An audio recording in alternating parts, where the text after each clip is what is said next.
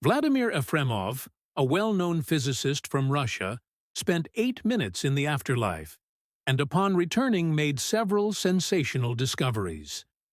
"This is not the end," he whispered after coming back to life. "There is life there too, but it is different, much better." This astonishing incident happened suddenly. The leading engineer of the design bureau Impulse, Vladimir Grigorievich, suddenly died from a coughing fit that forced him to collapse on the couch, where he lay without signs of life. His family first thought that he was simply resting, but Natalia, a doctor by profession, was the first to realize the seriousness of the situation. She tried to wake her brother, gently touching his shoulder and asking how he felt. Hearing no answer and finding no pulse, Natalia immediately began resuscitation. For 8 minutes she fought desperately for his life, until at last she felt a faint pulse, when the scientist began to breathe on his own. With relief, Natalia said that he was alive. Whispering, Vladimir shared his impressions from the other world. "No, this is not the end. There is life there too, but it is different, much better." After this case, Efremov described in detail his stay in the afterlife, which became the first scientific study of this field conducted by a scientist who himself experienced such an event.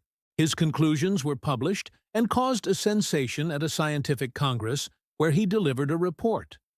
The head of the International Club of Scientists, Professor Anatoly Smirnov, noted that Vladimir Grigorievich's discoveries were so astonishing that it was impossible to have invented them. Vladimir Grigorievich, a recognized specialist in the field of artificial intelligence, devoted many years of his work to the development of space technologies, including the launch of Yuri Gagarin and the creation of advanced rocket systems, and was the recipient of state prizes. Before experiencing clinical death, Efremov was a convinced atheist, fully trusting scientific data and rejecting all ideas about life after death as religious fabrications. However, after this case, his worldview changed. On March 12th, while at the home of his sister Natalia Grigorievna, the scientist suddenly felt a strong coughing fit. His breathing became labored, his lungs refused to obey, and he could not take a breath. His body froze, his heart stopped, and with his last exhalation, a wheeze escaped. At that moment, Vladimir thought that his life had come to an end, but his consciousness did not leave him. Suddenly he felt an unfamiliar lightness. The pain disappeared, and he felt as if he had returned to childhood, full of serenity. He no longer felt his body and could not see it, but all memories and feelings remained. It seemed to him that he was moving through a huge tunnel, and this sensation was familiar to him. He had experienced it in dreams. Vladimir tried to slow the movement and change its direction, and he succeeded. Instead of fear, he felt tranquility. Beginning to analyze what was happening, he concluded that the world into which he had entered was real, and if he could think, it meant he existed. Moreover, his thoughts were capable of influencing his surroundings. Efremov described his sensations in detail. "The space around me was bright, saturated, and filled with energy. My consciousness functioned differently. It encompassed everything at once, not limited by either time or space.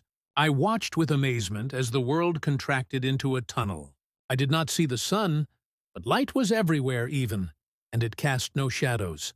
On the walls of this tunnel, I could make out patterns, but it was impossible to determine where the top was and where the bottom. I tried to remember the landscape I was flying over, and it resembled mountain scenery. These images remained in my memory with astonishing ease. As if memory had become limitless, I could visualize thoughts. It occurred to me, is it possible to return to the past? And how much influence can one have on the reality around? I mentally pictured the image of an old broken television set from my apartment. and I was able to see it immediately from all sides.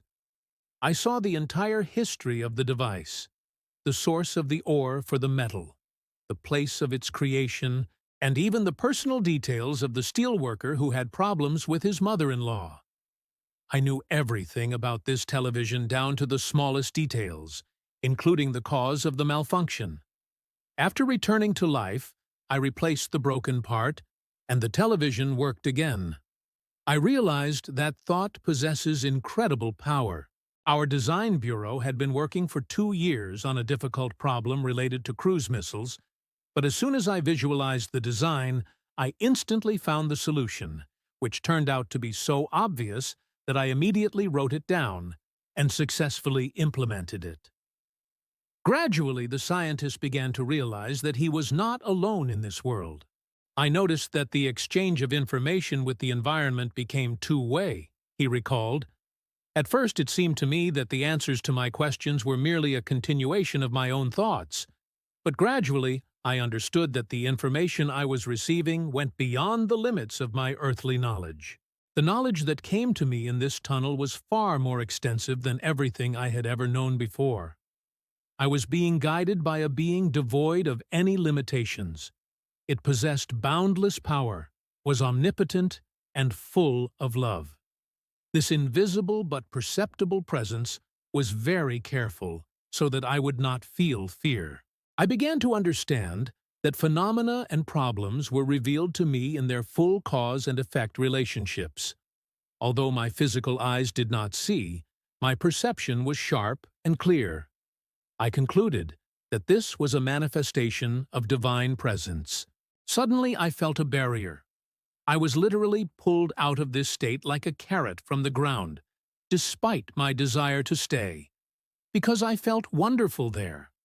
Everything around me began to flicker, and I saw my sister, overwhelmed by fear, while I myself was filled with delight.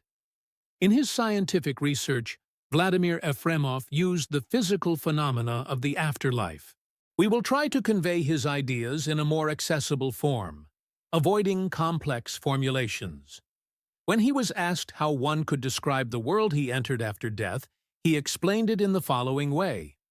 All objects in this space, according to the scientist, are closely interconnected, and their interaction occurs in accordance with specific laws.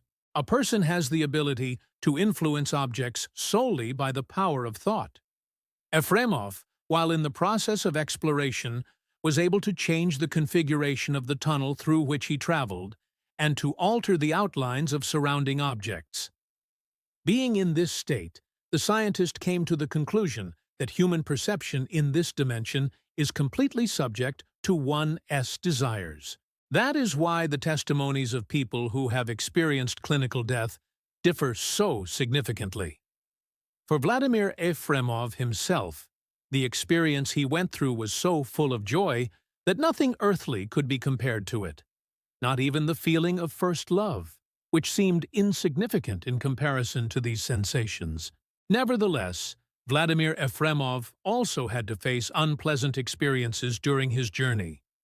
He felt a certain obstacle preventing his further movement forward. It felt as if someone was pulling him out like a plant from the soil. Everything around began to whirl, and before him appeared his sister, her pale face marked with panic, while the scientist himself was overcome with exaltation. Later, he shared with his loved ones, "Death is no longer frightening for me. I know. It is a door to another world." Write in the comments what you think about the words of Vladimir Efremov, and whether you believe in life after death. Don't forget to like and subscribe to the channel so as not to miss anything. We thank everyone for their feedback.